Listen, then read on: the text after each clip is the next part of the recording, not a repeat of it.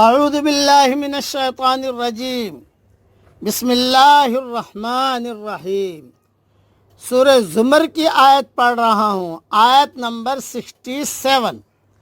وما قدر اللہ حق قدرہ والارض جميعا قبضته يوم القيامة والسماوات مطويات بيمينه سبحانہ وتعالی عما یشرکون۔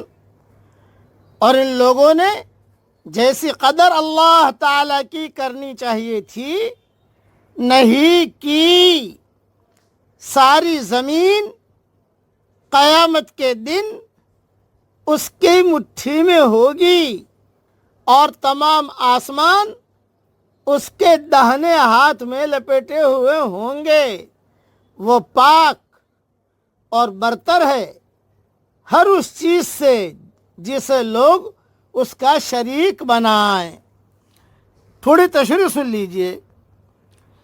حدیث شریف میں آتا ہے کہ ایک یہودی عالم حضرت محمد صلی اللہ علیہ وسلم کی خدمت میں آیا اور کہا کہ ہم اللہ کے بارے میں کتابوں میں یعنی تورات انجیل میں یہ بات پاتے ہیں کہ وہ قیامت والے دن آسمانوں کو ایک انگلی پر، زمینوں کو ایک انگلی پر، درختوں کو ایک انگلی پر، پانی اور تری کو ایک انگلی پر اور تمام مخلوقات کو ایک انگلی پر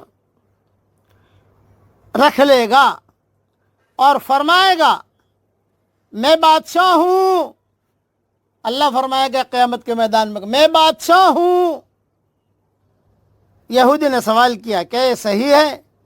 جب حضرت محمد صلی اللہ علیہ وسلم نے سنا تو آپ صلی اللہ علیہ وسلم نے مسکرا کر اس کی تصدیق فرمائی اور یہ آیت اس کے سامنے پڑھی، وما قدر اللہ حق قدرہ والارض جميعا قبضته يوم القيامة والسماوات مطويات بيمينه سبحانه وتعالى عما يشركون۔ یہ آیت حضور صلی اللہ علیہ وسلم نے پڑھی۔ یہ روایت جو میں نے بیان کی ہے صحیح بخاری میں ہے، تفسیر سورہ زمر میں ہے۔ محدثین اور سلف صالحین کا عقیدہ ہے کہ اللہ کی جن صفات کا ذکر قرآن اور احادیث صحیحہ میں ہے، جس طرح اس آیت میں ہاتھ کا اور حدیث میں انگلیوں کا اس بات ہے، ان پر بلا کیف و تشبیہ بغیر تعویل اور تحریف کے ایمان رکھنا ضروری ہے۔